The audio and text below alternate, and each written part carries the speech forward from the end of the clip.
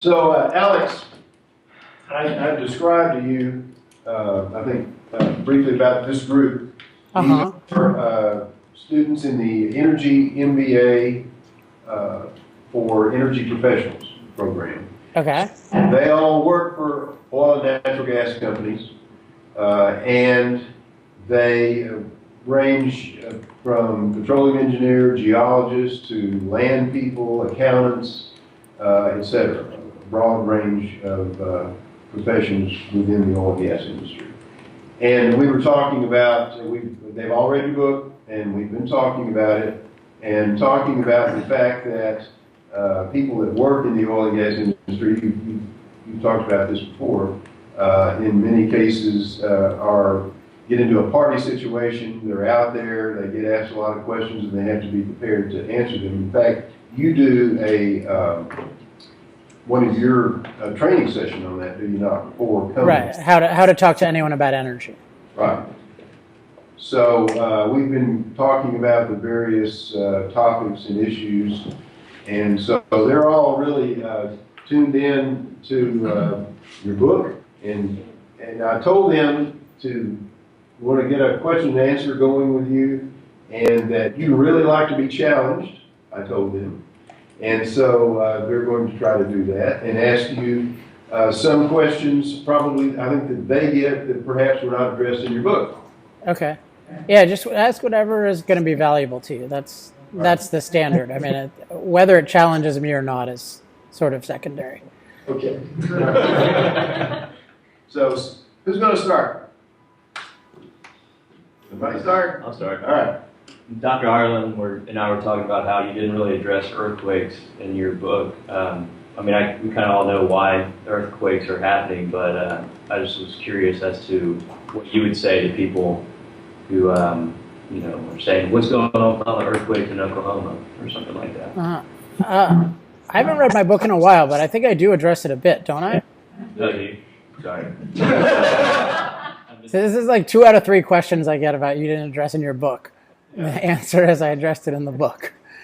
I think the chapter 7, which would be some of the fallacies and then applied to fracking. But let's use this to talk about an important principle of discussion, and then I can, so in doing that, I'll give you how I think about it. Let me ask you, so when somebody asks, like, what's going on with earthquakes, what's the real question there? Like, what's at issue? Another way to put it is, like, what are we trying to figure out and why?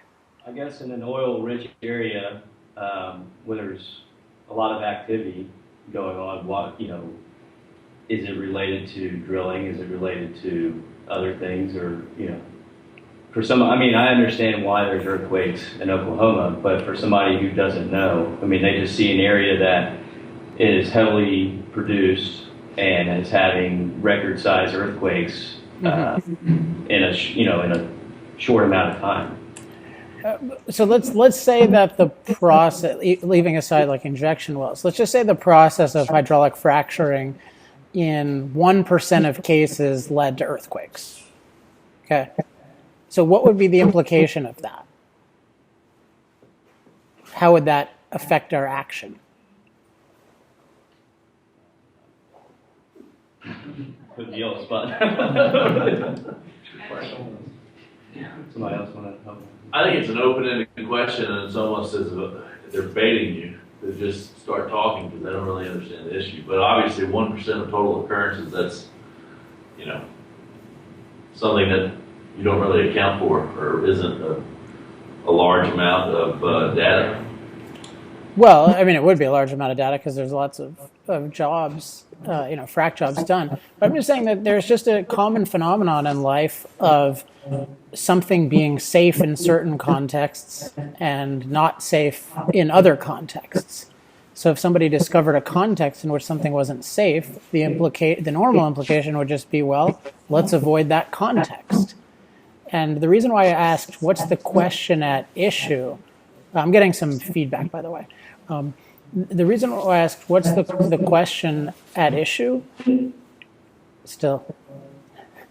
is that what's really going on most of the time is that the person is trying to insinuate that fracking is wrong and that we shouldn't do it. And the reason they're bringing up earthquakes is just to give some rationalization for that view.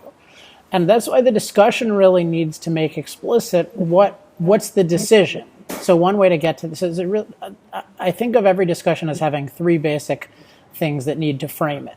One is you need to be clear on the choice that you're trying to make a decision on. Two is you need to figure out how you're going to make the decision. And three, you need to figure out what's the goal of the decision. So, in my framework, there's always some choice about how to use or not use some form of energy. And then there's the way to figure that out is to look at the full context, to look at the positives and negatives of all the alternatives and to do it carefully. And then with the goal in mind, the outcome we're after, making the choice of maximizing human flourishing. So when I have a discussion, I want to get very early on to what are we actually trying to figure out? What are we actually trying to make a decision about? And so is the decision about which particular types of fracking not to allow because of earthquakes? Is that the decision? Or is the decision whether fracking should be allowed? Because if the decision is whether fracking should be allowed, you need to know a lot more than fracking allegedly caused earthquakes. You need to look at the full context, and you need to find the best thing for human flourishing, because it would be ridiculous to ban a technology because even 1% of the time it caused a problem.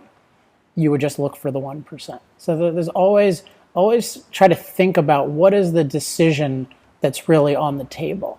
And you'll see with so many things that people bring up, they won't say what the decision is. They just want to undercut your side of it. Because if they did say what their decision was, which is usually ban fossil fuels or something like that, it would be completely unjustifiable. So what they want to do is they want to sort of attack your decision and promote their decision while never making it clear what they're after. And yet what we always want to be after is what's the right decision, because ultimately we're not after like fossil fuels or no fossil fuels. We're after what's the right set of policies to promote human life, and then that includes certain uses of fossil fuels.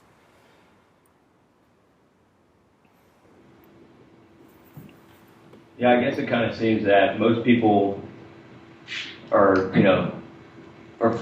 not for fossil fuels, but as long as it's not in their local town, I mean, they don't really seem to care. Like, didn't try to ban fracking, but if it was happening, if there was an oil there and it was happening somewhere else, people in Denton wouldn't be up in arms about having fossil fuels, being produced.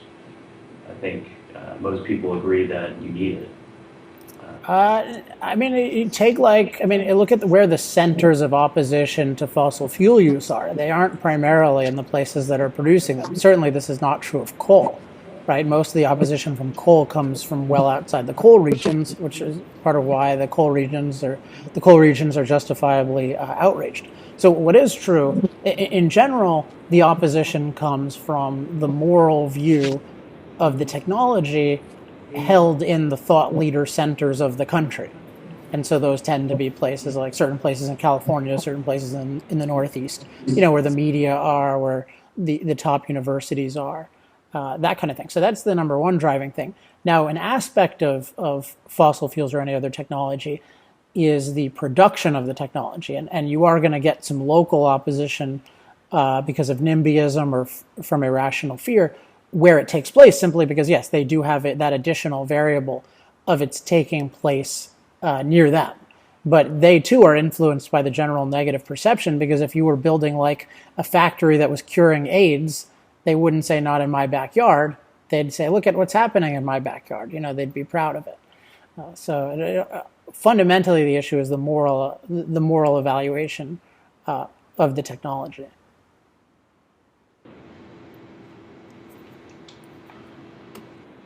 The question. You all had questions, so ask them. You guys knew that we were going to do this, right? I have a question. So, especially in the climate model part, I thought it was really interesting, and I really appreciated sort of the breakdown of, at some point, CO2 being added to the environment becomes more of a logarithmic equation and it kind of gets warmer, but then it tapers off. And I Mhm. thought that was a really solid argument because I feel like that's something that in the oil and gas industry were brought up a lot. It's, all this CO2 and this flaring and how could you do this? And the one thing that I kind of question though is really the only, I thought, like argument made was just that kind of logarithmic equation in a very, environment, like, very set boxes in a scientist laboratory. Right. So what would you say to someone that kind of comes back to that and says, well, what about on the Earth, where you have all these different variables in climate, and you kind of talked about climate being, ever changing and different all over. What would you say to someone that says, okay, but that's only in a laboratory. What if something else happens? What if there's an outside variable or intervening force? Well, I'm going to give the same beginning rude answer I gave to the last question, which is I do discuss this in the book for several pages, but because that's a very good question. But I mean, I go out of my way to say, this is what it's like in isolation, and then there are these added questions when it's combined into all the atmosphere, all the dynamics of the atmosphere. Now, so I discuss, so then there are a couple of things to say about that. One is that with a logarithmic phenomenon, you would not assume that when combined, when added to another system, that it would somehow have a geometric or exponential effect. I mean, that would seem to be an unlikely kind of assumption to make. So, your sort of base case guess would be that it would be this thing, this phenomenon that becomes less significant over time in a fairly consistent way. And with just the basic models of Earth's average temperature over time, I mean, you see like in that graph I had, that the first 100 parts per million are just incredibly consequential, and the second are consequential but not nearly as much, and then the third are consequential but not nearly as much, and then the fourth are tiny compared to the third 100 parts per million. So it's a real, and that's existing. I mean, that is, so you can show that both in a lab, but that also follows what we know or guess about the Earth's history in terms of if there were only 100, and that's in the full context of the atmosphere. So it'd be weird to say, oh, well, at 400 or 350, I guess they would say, this is that magic number, and then everything like goes crazy. The whole thing contradicts itself. So you can't refute it. You can't disprove it from the beginning. But there's a real burden of proof on the person who says, this is going to go haywire. Like there's going to be some sort of crazy positive feedback loop. And positive feedback loops aren't really common in nature. So it's a very kind of unlikely hypothesis. I think that's the first thing. So there's a big burden of proof. It's not, oh, we don't know everything about the dynamics of the atmosphere, therefore let's expect the world to become an inferno. Like that makes no sense at all. And we have all these other historical things like CO2 being 20 times the level it is now, and life thriving and the Earth not burning up. So it's sort of very implausible. And then the way in which, the plausibility can be tested, or this implausible idea can be tested, is, well, you can try to model the mechanics of it and then see what happens. And so that goes to when they model the mechanics of this idea of these positive feedback loops, it works very, very poorly. So, I mean, it's sort of an unlikely idea that is completely failed any objective test. And this is why what they do is they focus very much on very, very small increases in temperature when temperature happens to be increasing. When it doesn't increase for 20 years, they shut up and they say it all went into the oceans. But then, like, if you get an El Nino year, they're like, well, this is the hottest year ever, by which they mean the hottest year since, by a very tiny margin with a huge margin of error in a very small amount of time. So you can see that they're not actually subjecting it to any real test. All they're saying is temperature is generally getting warmer, and therefore any given year, yeah, big deal. It might be the, quote, the warmest. But that's like saying, well, you're gaining like 1/10 of a pound a year, or I'm gaining 1/10 of a pound a year. This is my fattest year ever. Well, maybe. But like, does that mean that I'm going to become 800 pounds? No. So it's really, and I guess just while I'm slamming them, I should just say one other thing. They need to acknowledge that what's known, what's the thing that's actually demonstrated versus speculated is the logarithmic thing. whereas they conflate those and they don't even acknowledge that the basic phenomenon is logarithmic. So that's just pure dishonesty. And the reason they don't is because they think it's inconvenient. So it's inconvenient to tell them how nature actually works, and then it's inconvenient to tell them our test results. So instead, they do these very vague consensus things, which basically say lots of us agree that there's some warming, and then they allow the politicians to say that some warming is the same as catastrophic warming. So it's a very, very strong indictment of government monopoly science funded by Al Gore.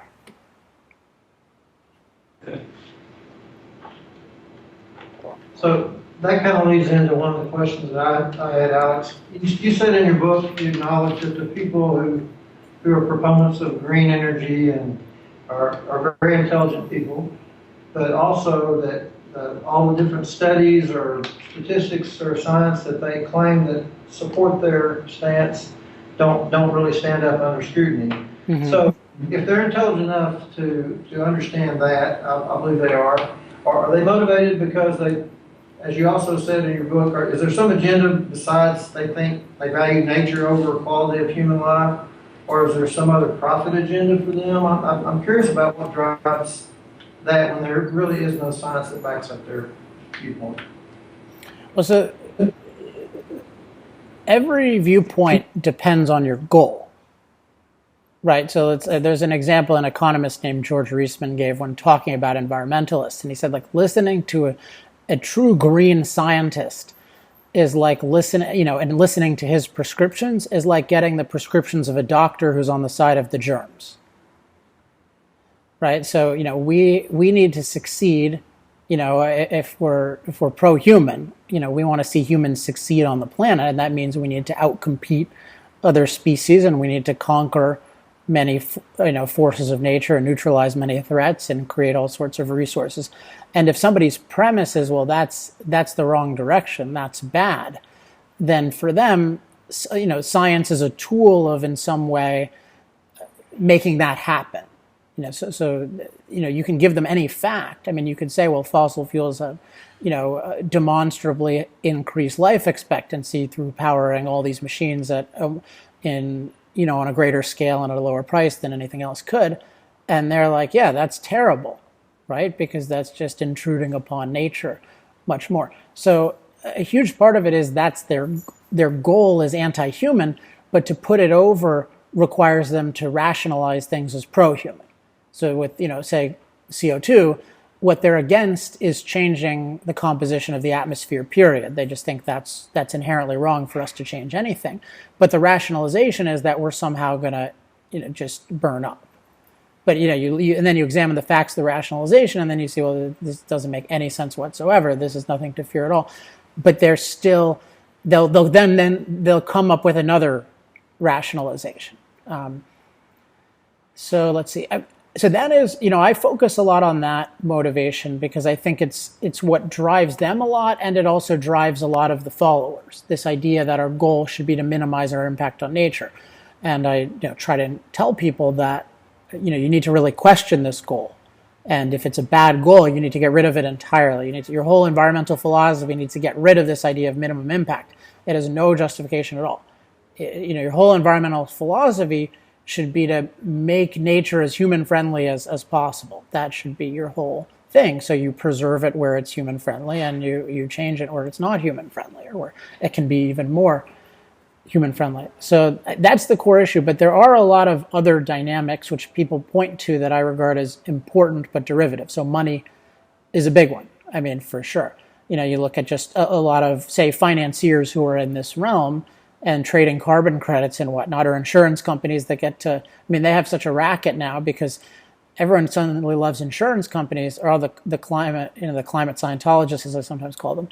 They love insurance companies because now insurance companies say, oh, we're going to have to jack up your premiums because sea levels are going to rise a lot.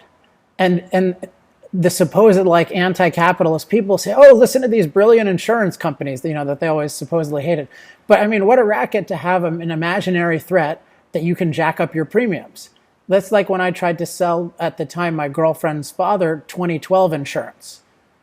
You remember the Mayan apocalypse of 2012? Yeah, and he said he believed in it. So I said, I'll give you $1 million policy for $10,000. So you pay me $10,000, and if 2012 happens, then I'll give you $1 million. So that's basically, it's just a sideline, but that kind of motivation can exist. Like a kind of big threat has an appeal to a lot of people. Now, more important than money to me is, in terms of power, I think, is status. That's a lot of it. So you imagine, like, people think Al Gore is motivated by money. I think it's much more an issue of status. Like, if I had $1 billion to give him, he wouldn't change his views because he would be so embarrassed by having to admit that his life was a negative for humanity because of all the negative things he's done. So there's that. So there's money, there's status. It's really all forms of status. Power, which is sort of a form of status.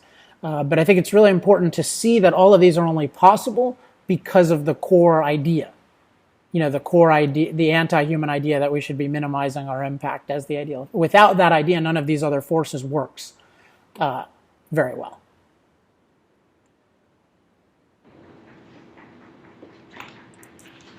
Samantha, ask a question.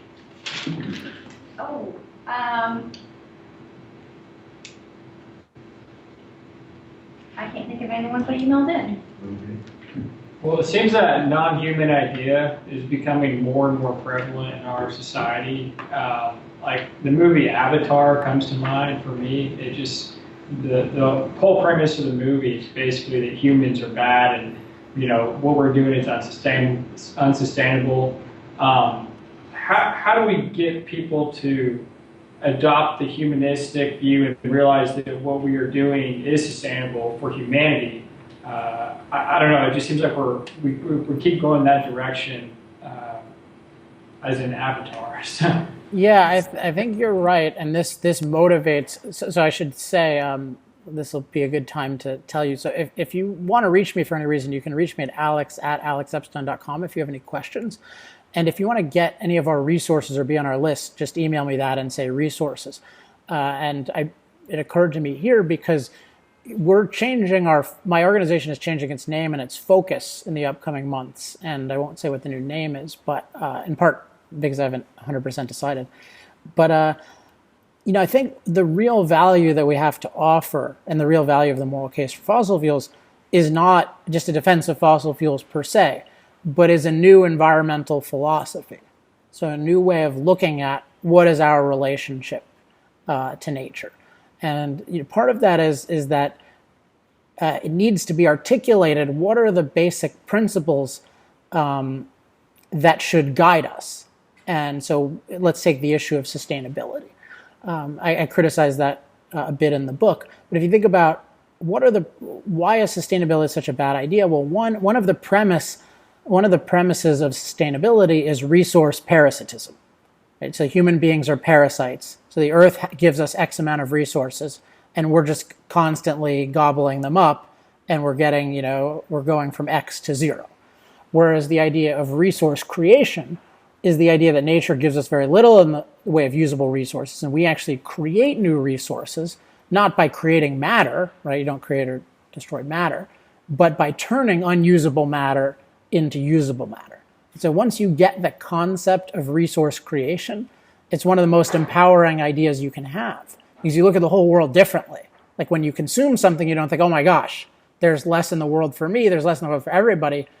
You think we can find a million new ways to create things if only we use human ingenuity. So that's just sort of one of the powerful concepts of what I'd call the pro-human environmental philosophy. And once that philosophy is explicit, so moral case makes part of it explicit, but I think it all needs to be explicit. It needs to be not just in that realm, but in other realms.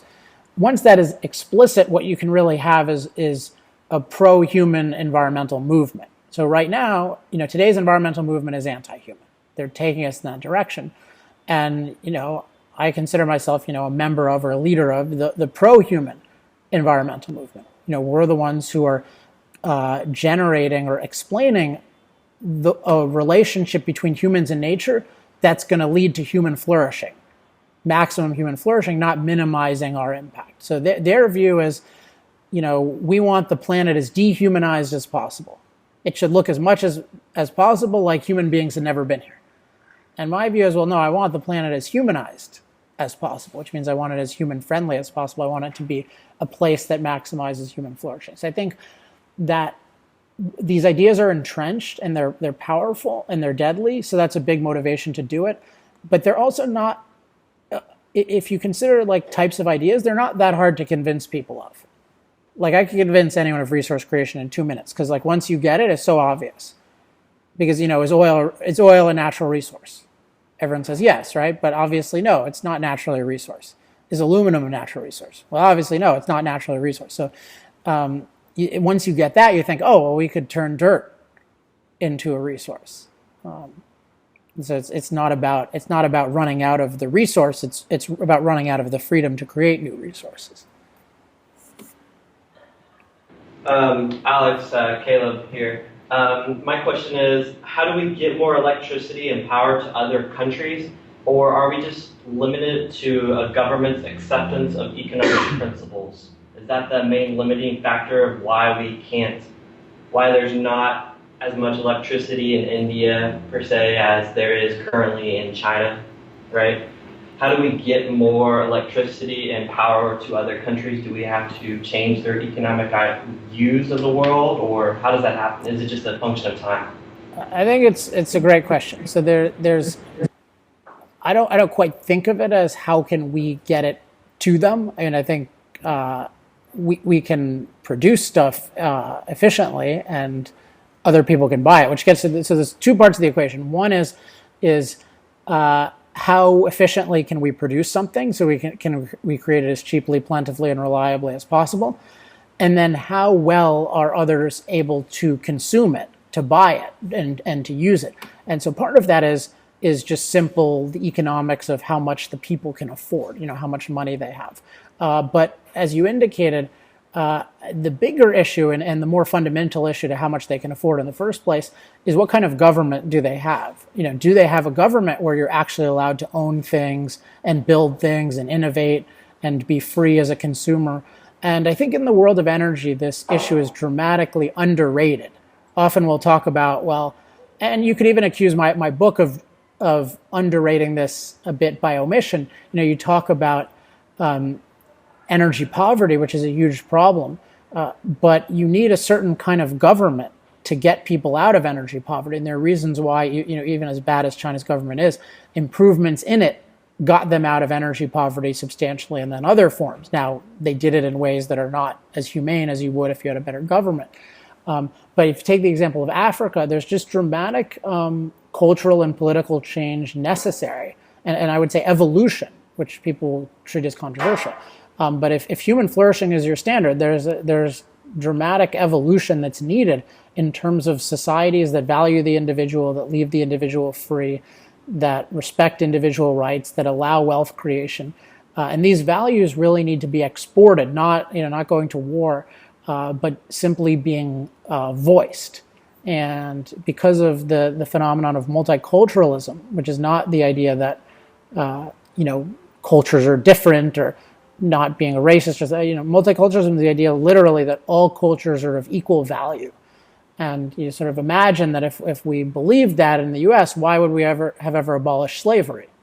Because the culture that had slavery was of equal value to the one that abolished it, right? So why change? Well, that kind of ideology is preventing countries from having slavery today, that have slavery today, from being condemned for it and improved. So in general, there's just not nearly an appreciation or a courage for people to say, look, the world needs to be more free. And in fact, I've given a lecture, I'm giving one next month at a group of entrepreneurs called Genius Network, and it's called the F word.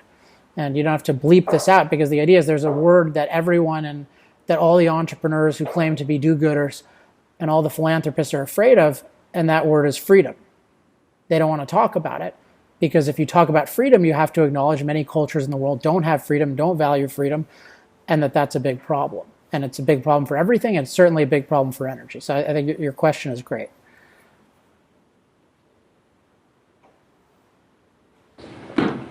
Question on, what would you say your biggest success so far is with the creation of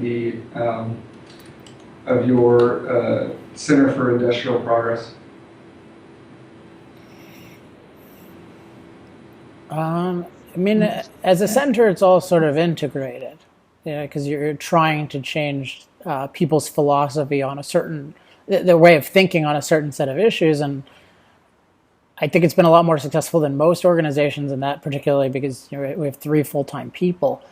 But I'd say it's the moral case for fossil fuels. I mean, in terms of, first of all, again, it's a very small organization, but in terms of, help with that, Stefan Henn, who's our head researcher, he was enormously helpful with that. And then I had certain outside contractors and consultants who helped with that. But in terms of, the thing that we've done so far that's the best quality and that's the most influential, it's definitely moral case for fossil fuels. Now, we'll do some better stuff, but that stuff isn't out yet. I know the focus of this book was fossil fuels, but you mentioned nukes, and I've seen you challenge some of your environmentalist opponents on nuclear power. Mm-hmm. And it's kind of humorous, kind of going back to what was already mentioned, that we're going out of the way to get Iran nuclear power, but we hate the thought of it here totally. Do you see a future? Is there a segue from where you are with fossil fuels into an advocation of nuclear power? Well, I mean, I'm a huge advocate of nuclear power, and because I'm an advocate of human life. So, they go together at the same time. This book very strongly advocated nuclear power. It was just a derivative focus, because I focused on fossil fuels because fossil fuels are by far the most immediate priority for human flourishing. So if you think about it this way, every other form of energy that's non-fossil fuel could disappear tomorrow, and humanity would be okay. 30% of fossil fuels are outlawed, and it's unbelievably bad. Nuclear power, it has amazing potential. It's substantially been just gutted by the green movement. So it's very exciting, but that's why it wasn't priority number 1. I mean, it'd be sort of like, you can imagine if, let's say, this isn't a perfect analogy, but you can imagine, say, there's a war against vaccines. Like, people are just saying not just that something can be abused or that there's a wrong way of using it, but that just all vaccines are bad, they're unnatural. And then there's also on the horizon another technology that might be even better than vaccines in the future that the Greens are also against, right? So they're against the current thing and they're against the potential future thing. Like, my priority would still be that I'd write the moral case for vaccines first, right? Because if you get rid of the vaccines now, there's no bridge. Even if the Greens let go of the other one, which they wouldn't, they would be happy in their triumph over the vaccines. They go after the new thing. It wouldn't exist yet. So that's just the reason to focus on fossil fuels, because it's more important to human life in the near term.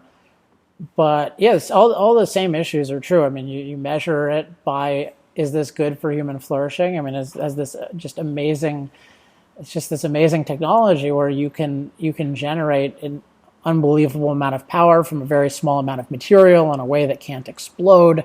So in terms of safety, you have this incredible upside. In terms of cleanliness, you have this incredible upside. In terms of potential resource efficiency, that's the most unknown. But with this small amount of material, you'd have reason to think, well, they'll find a way to produce it without so much infrastructure, without so many resources that it takes now. So it's super, super exciting. And in the new, we're going to be advocating it even more. I'm in San Francisco now, so this is a hub of some pro-nuclear innovation, particularly on the left and on the right. So I'm working with some of those people to try to teach them how I message everything and apply it to nuclear. So yeah, it's a huge opportunity, and it can only, but the fossil fuel side and the nuclear side will help each other if they think about it properly, because everyone will see, it's not really, the opposition is not really about anti-CO2 or anti-radiation. It's just really anti-technology. Because you see that, and they see the opposition of hydro, and they say, no, it's not really about, if they really cared about CO2, they'd be pro-nuclear. So what they really care about is they want as little man-made stuff on the earth as possible, even if it leads to global greening.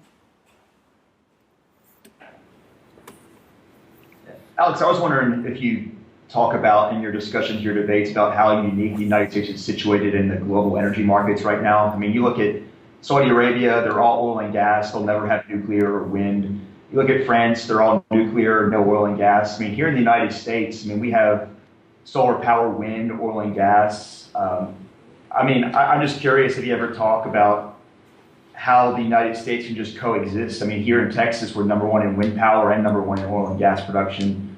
How can we just develop? I just think a lot of people are scared about new technology. They're scared about nuclear. People are scared about fracking. How do we just educate everyone that we can just coexist and have all these different energy supplies here in the United States just because we're so situated? Well, I think, first of all, you have to define what is a good and a bad form of coexistence, because it's possible for a producer to coexist with a parasite if the producer is productive enough. So I'll take San Francisco, where I live now. This is maybe the wealthiest city in the U.S., pretty close in terms of, just think about all the billionaires who live here. Zuckerberg is a couple miles away at one of his houses. So you think about that, and then you also look at, we have mass homelessness around everywhere. So we have homelessness, and we have massive amounts of wealth. They coexist, but you probably wouldn't say that's the greatest thing in the world, because one of them is subsidized, and in this case, it's psychologically problematic in all sorts of ways to be homeless. Now, there's no psychology to energy sources, but with solar and wind, I mean, these are largely parasitic in terms of grid usage. Not like off-grid stuff, or not all off-grid stuff. They're parasites. So I don't think that that's anything to brag about, that you sort of sunk a bunch of wealth into stuff that's completely unnecessary and that needs to be backed up by, say, natural gas. But I think what is worth pointing out about the U.S. is there are several things that are unique about the U.S. in terms of energy. I think the number one most important is property rights. Because if we take the shale revolution, why did the shale revolution happen here? Well, because we have private property rights, which means that individuals can own property and apply their maximum ingenuity to it, and then they can own the results of applying that ingenuity. So we just have this incredibly well-known, geological landscape that's just unparalleled anywhere else, and then we have the ability to go and do things, versus basically every other country where the government is considered master of everything underground, which is just an incredibly illogical and unfair view, but it's almost universally held. So in terms of a good idea we could export, if we believed in it ourselves anymore, it would be private property rights. Hold on one second. I'm just gonna, this shouldn't interfere much. Just gonna plug in. All right, good. My computer just said it was running low on power. But fortunately, we don't live in an all-solar San Francisco yet, so it's just my failure to plug it in.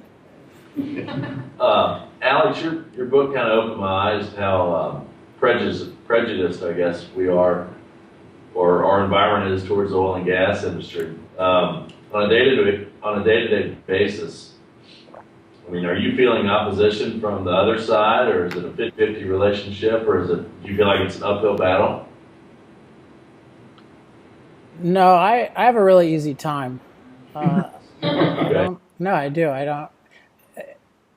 Because, I mean, first of all, it's not like I have big oil tattooed on my forehead. I mean, I do have the I Love Fossil Fuel shirt and whatnot, and I do wear that sometimes. But I guess part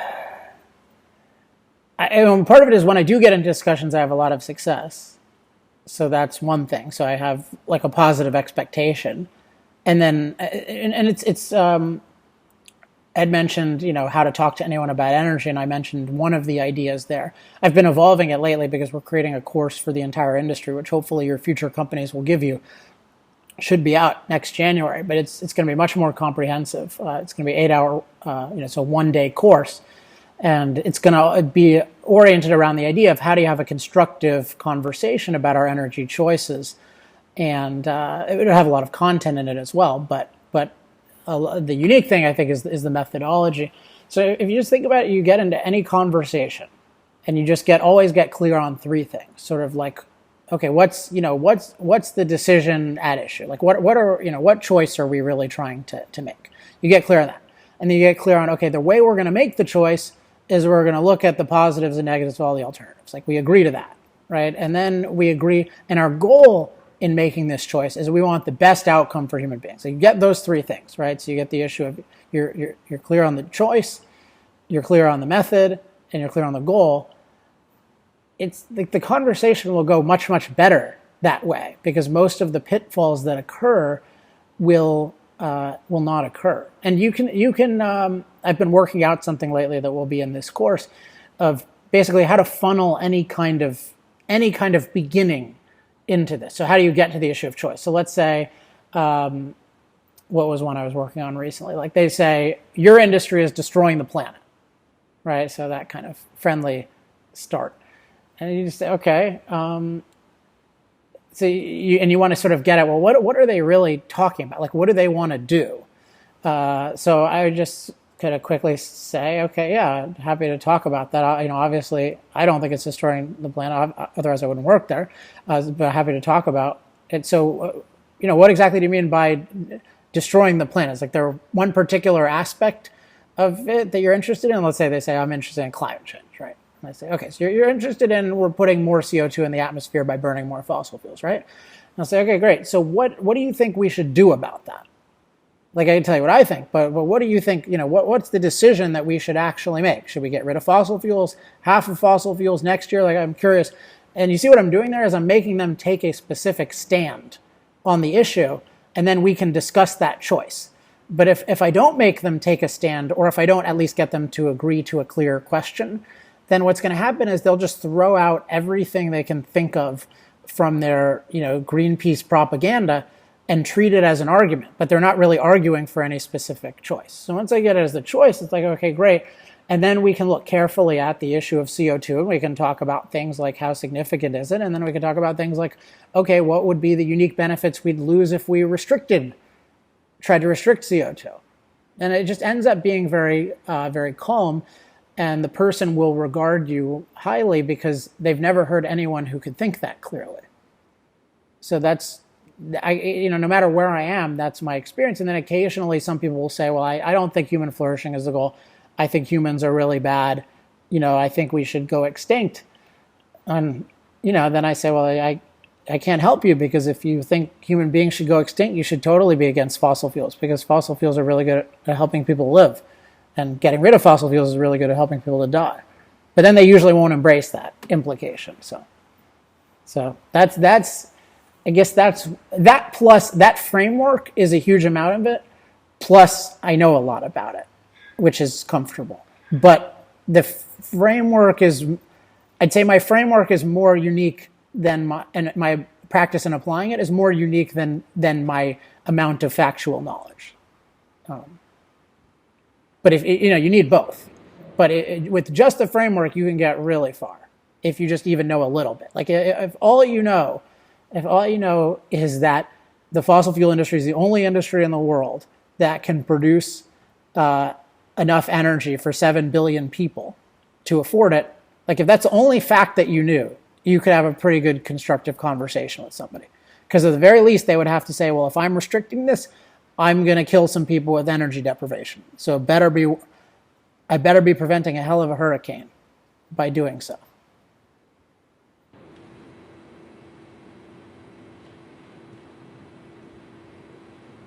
More questions? What's the most challenging question that you've ever had? Like, did anyone ever stump you before, or was there like something that you had to kind of go back and research before answering? Yeah, I mean, the thing is that I'm much harder on myself than other people usually are. So I just go through these things in my mind a lot. So even, let's say after this, I'll think about my answers and was I happy with them? And it's just an automatic thing that I think about. Sometimes it's about how to word something. Like a lot of times it's how to explain something. So like one thing I'm really interested in that I think is really hard to get a handle on is to properly convey the dynamism of the global climate system, which is something you alluded to before. because people talk about it as a singular thing, like the climate, and it's a really inaccurate way of thinking about it, because it's a phenomenon that the reality of climate is always just your local atmospheric surroundings. That's really all that matters, right? What matters is just for an organism, its atmospheric surroundings, and then those change throughout the years. There's a certain range of change there, but there's something very, when people think of it in a global way, or what they think of as a global way, they start fearing all of these things that they would never fear on a local level. Like they'll say like 2 degrees Celsius, and I think, well, that must be the end of the world. But like if really concretely it was, well, 3.6 degrees Fahrenheit during your lifetime, the temperature is going to change, you wouldn't freak out because you already would have made probably many such changes every time you moved, right? You would have caused climate change. So that's not really a question somebody asks me, but it's a failure to fully capture a certain phenomenon that is important to capture. So now that I raise that, so I get better at it over time, but I don't, and I think the book does a good job at doing that in like a couple pages, but I would like a more efficient way to do that more quickly in discussion. So I guess the things that I'm always thinking about is, how can I be clearer? Like, what am I not clear about, or what am I not clarifying for others? Now, I mean, so, in terms of like what other people have said, I think in the past, the debates were maybe the most educational, because I hadn't worked out a lot of the stuff. So like when I debated McKibben, there's just a lot I didn't know, and I hadn't worked out my own framework enough. You have to work a lot, though, to get from like a really dishonest person attacking you to the truth. Like that takes a lot of, because there's a lot going on there. There's like rhetorical techniques and stuff like that. So you're like, oh, I don't like the way I answered that, but like, what's the real issue? So if he brings up 16 points and like I answered a certain way and it's partially right, but I'm not totally happy about it. Like, one thing is to say, well, he's completely dishonest because you're not allowed to bring up 16 points. But then there's kind of the question of, okay, well, that may be true, but what's wrong with bringing up 16? What exactly is wrong with that? Like, I can call it dishonest, but what does that mean? And then you sort of get into a couple of things, but in that case, one of them was the distinction between what's demonstrated and what's speculated. So if the points he had brought up were truly demonstrated, they would be pretty damning, but they were all made up. So it's like he got them from a fortune teller. So in that case, that was like the relevant distinction that in that debate, was not hard enough on. I was more focused on the beginning on the number of them, and then only later was I focused on the fact that they were all speculation, because it wasn't central enough in my mind. So these are just, but it's kind of like, in a sense, everything has confused me at one point or another, and these days it's more issues of communication, or if I happen to be interested in just knowing more about science. But then that's other fields now. Like I have proudly limited curiosity about science. Somebody's going to take that, you can use that against me someday. But like, I want to know exactly the amount I need to know to figure out what's good for human life. Because like any of you could take me on any like specific topic in oil that I would have a good general idea of, and you'd be like, oh, well, what about this form of drilling mud? And I wouldn't know it. And you could say, how dare you comment on oil if you don't know about this form of drilling mud? But like, I don't need to know about that form of drilling mud, right? I need to know that there's a lot of technology here, that people need to be free to use it, that people need to be prevented if somebody is using it in a dangerous or poisonous way. But if I went into that, if I sort of went into every issue with like an unlimited curiosity, so to speak, I would never know what I know. I would never have the big picture. And that's just an interesting point in knowledge of like, there's actually, I think, in every field, always an optimal point of knowledge for your purposes. And it would sort of be like, in philosophy, I don't think most of you would make any sense at all to go do as much philosophy as I have. I mean, it would just be because it's always coming at the expense of something else. but you need to do more philosophy than you have. That's for sure. I mean, a good philosophy. So that's what I'm always telling businessmen. Like, you need to learn you need to know like the fundamental rules of thinking about important choices in life. But you don't need to necessarily go study all of Plato's dialogues.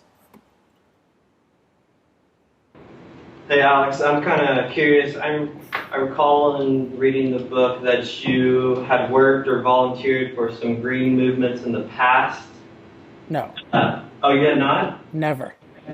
What brought you to the realization that fossil fuels were a positive to humanity? That's my general question. I mean, I grew up in an environment where, green was cool. And so I didn't grow up in an oil family. And, I never even, when I came up with these ideas, I didn't even know anyone in the industry, let alone, collect some magical paycheck from them. But, yeah, I think it was really the issue of philosophy. I mean, I learned, it's kind of two stages. One is when I was 18, I learned about the green movement. Like I understood it at a very, at least a pretty deep level. And I read, I love the philosopher Ayn Rand. I love the book Atlas Shrugged. But she also she had a collection of essays called The New Left, which is now called, there's an updated version called Return of the Primitive, which is a fantastic book. And that really just, I took a lot of points away, but the number one point I took away was that human beings survive by transforming nature to meet their needs. And there's a movement that says, thou shalt not transform nature. So this movement at its core is anti-human. And so from that point on, I hated what calls itself the environmentalist movement. I had a very strong passion against it. Now, I didn't have any passion for fossil fuels, and I bought into many of the negative narratives about fossil fuels. But then once I started to get interested in it, like 9 years later or so, I had two advantages. One is I had a very high degree of skepticism of anything the environmentalists were for or against. That is, if they were against it, I would assume that it was probably good. And the other thing was that I had a good knowledge of how to think about things. So I could look at things and think about the full context and think about, am I measuring this by a human standard or a non-human standard? So I had the equipment and the training to do it. So I think that combination, plus, I had some really smart colleagues who helped me as I was thinking through this, and then I met lots of people in the field. But it was really philosophy that led me there. So first, my love of human productivity and hatred of environmentalism, and then second, my realization that the fossil fuel industry was an amazing form of productivity that was being distorted and opposed by environmentalism. I think a big buzz in the oil industry right now is being energy independent, at least in the United States. I was just wondering what your thoughts are, if that was to become possible. What implications would that have geopolitically in the Middle East and already destabilized the Middle East? So one philosopher that helped me a lot, he told me that, he said, Alex, every time I hear a new term, I assume that it's an invalid term. That is, that it's confusing the issue, not clarifying the issue. So energy independence is just such a term. So why don't we have, if energy is important, why don't we have, and computers are important, why don't we have computer independence? Right? Let's produce all of our computers here. Like, why should we allow them to be produced in Asia? And guess what? Since computers are part of energy production, we can't even have energy independence until we have computer independence, right? And then if we need all the metal, then we need all the metal independence, right? And then et cetera, et cetera, et cetera. So the fallacy of this is that there's this suspicion that trade is somehow bad and that you want to be on your own subsistence farm, and that's somehow like an ideal thing. Whereas the greatest security comes from having free trade around the globe, particularly among free countries, because then you have a much, you're using the most talent and the best locations to produce things, and you have the biggest pool to draw from.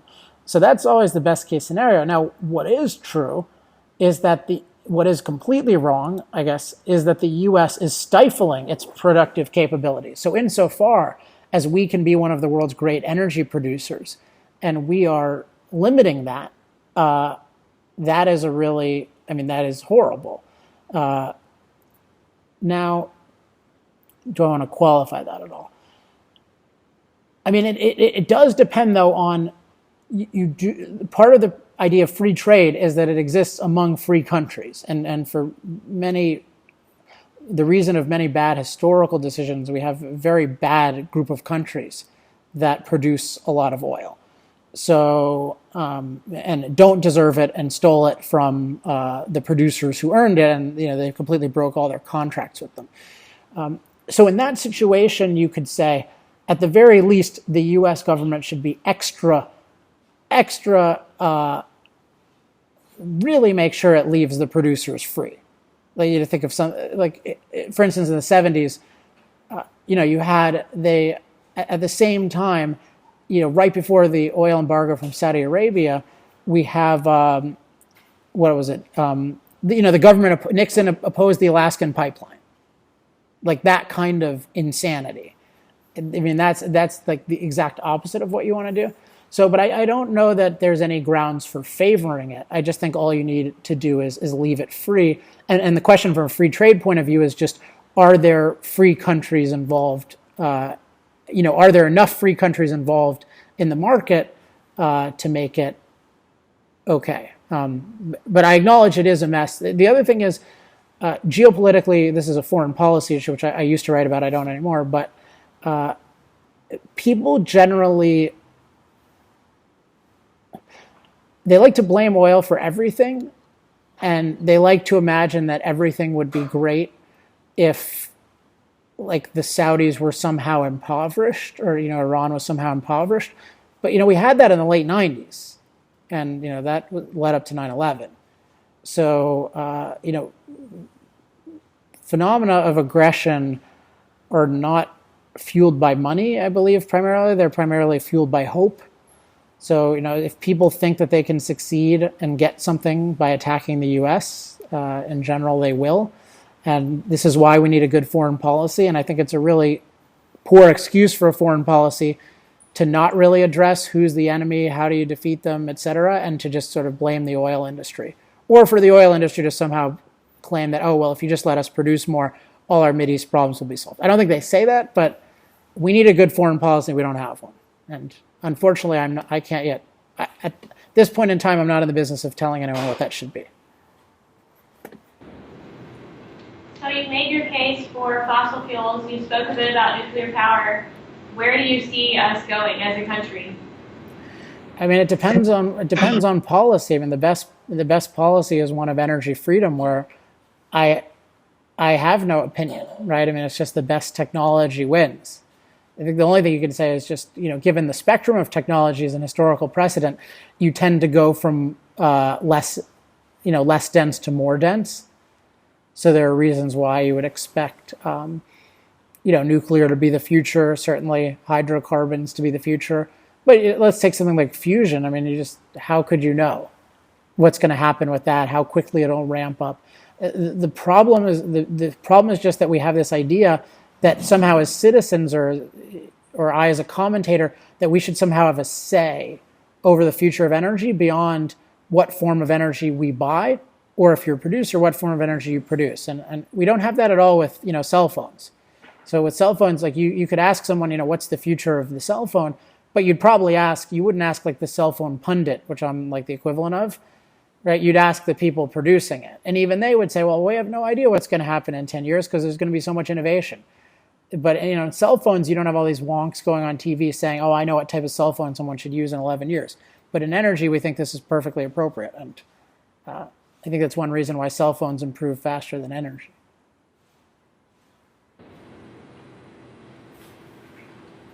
When you testified in front of the Senate, how great was it to tell Barbara Boxer that you were teaching her how to think? It was satisfying. I didn't have that line prepared.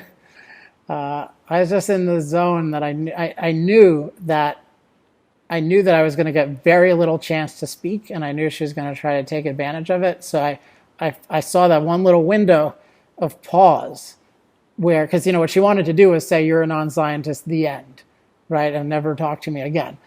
And that would not have been, I didn't fly myself out to DC for that to happen. And so I just knew that if I got any shot there, I was going to, like, whatever moment I got in time, I was going to throw a knockout punch. And I didn't know what it would be. But that was pretty successful. And it was fun. I mean, I don't think I would like doing it every day, but after I spent a lot of time just sitting and thinking about things, and it's fun to just get out there and see that be rewarded, because it's like I spend so much time thinking about it, and it's really organized in my mind. So when I need it, it's there.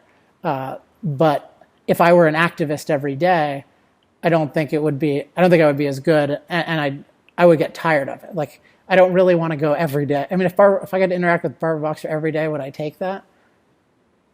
If they promised to broadcast it nationally, I would, but it's not very realistic. But yeah, it is fun, and one of the rewards of learning, how to talk to anyone about energy, learning the framework of talking about it, is just that you get to have much more successful experiences. So it's the core of it is what you have when you're talking to people one-on-one.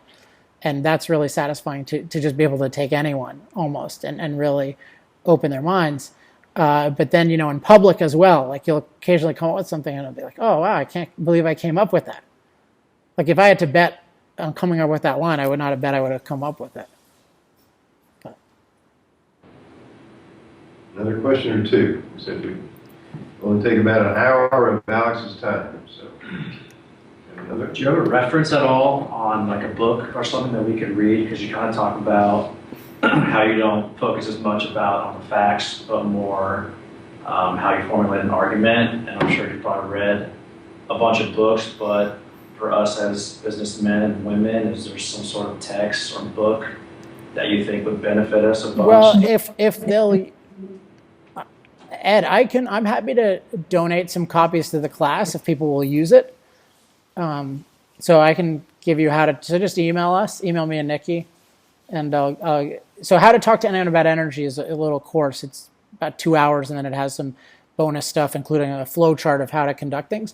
I think there is a lot of stuff about conversation, but this is just the way that I think about it. I think the problem is that most people who talk about rhetoric are not that clear on the structure of knowledge. So they don't really know what it means to know something clearly. So it ends up becoming very tactical. Like, they'll just say, well, use this one-liner, right? Or use this or use that. Whereas the way that I think about it is all I'm doing is I'm taking the way that I think knowledge should be structured in the human mind and the way that it's organized in my mind, and I'm just recreating that structure in somebody else's mind. So it's a very natural kind of process.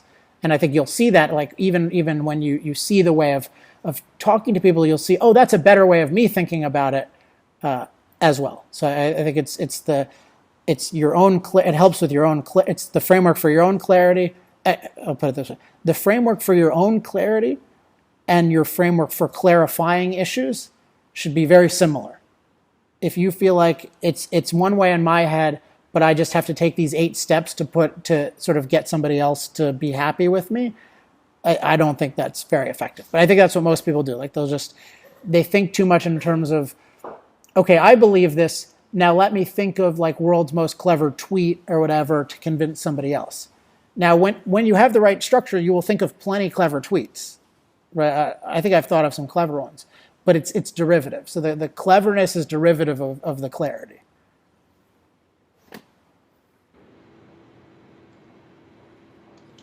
I'll ask one last question. Part of our program here is all the students go to Europe. We take a 1-week trip. Last year we went to Paris, Brussels, and Aberdeen, talked to the International Energy Agency, the European Union, getting the European perspective on energy. And what we found there was that the whole notion that climate change is real and it's being caused by fossil fuels, and therefore we need to eliminate fossil fuels, is baked in the cake. It's no longer an argument. Mm-hmm. And, some of our students tried to debate climate change with some of those government officials, and they would have no part of it. They said there's nothing to talk about. There's nothing to debate. And I think that movement is now here in the United States with these attorney generals who are, basically alleging fraud by Exxon and others, and trying to shut down the debate. Are you running into that, or just what are your thoughts on how far that's gone in Europe and whether or not that's actually being worked into the system here? Well, I think it's the wrong way of framing the issue. I mean, I don't debate climate change any more than I debate climate non-change. It's a manipulation term. It's not a clarifying term. So it goes to the issue of what's the actual decision at stake. What's the decision at issue? And I think you can say with anyone, well, we're trying to figure out what's the best, course of action in terms of energy policy for human flourishing. And we need to take into account the impacts of CO2. And we need to take into account the unique benefits of fossil fuels. So let's discuss those. And then in that context, then you're getting rid of this binary, ridiculous thing of climate change versus no climate change, or even man-made influence versus no man-made influence. And you're putting it in the context of a decision with a goal that requires a careful consideration of all the variables. So the main thing to do is you want to have it as one variable that's carefully considered in a thought process. So it's wrong to, and once you consider it as a variable, then you can even go, if you believe it, you can say, well, I don't think there's any evidence at all about CO2's warming impact, which is a much more plausible claim. If you listen to the latest Power Hour, is a much more plausible claim than that it has this extreme one, just because, in terms of in the atmosphere, it could just be it's just drowned out by so many things and we just have no idea. But anyway, it's thinking of it as one variable among many in a broader question of how to promote human flourishing. And that's how I always discuss it. If you notice, when I'm, what would an example be? I sometimes get interviewed about these UN summits and whatnot, and they always want to ask oh, well, what do you think about climate change? And I just will always start with something to the effect of, anytime countries get together, their number one priority should be what is going to maximize human flourishing for the countries of the world. And see, I totally changed the issue. And then, we want the energy policies that are going to lead to that. And CO2 is one aspect of that, but they want to. They're trying to get away from the reality of their horrific choices that they want us to make by focusing on this inarguable issue, right? Of I believe in climate change versus climate non-change. So there, always watch out for this is a philosophy issue, but always watch out for the terminology. And if terminology is consistently being used effectively against you and you think you're right, a lot of it might be that you need to stop using their terminology. That's a good point. So I told you earlier, Alex, that I was going to give one of your shirts here to the best question. Okay, red shirt. Red shirt, because he made the point about politics, which is very important and undermade. All the rest were good. Great. Thank you very much, Alex. Thank you. All right. Really appreciate your time. My pleasure. Okay. Thank you. Bye, guys. Thank you. Bye-bye.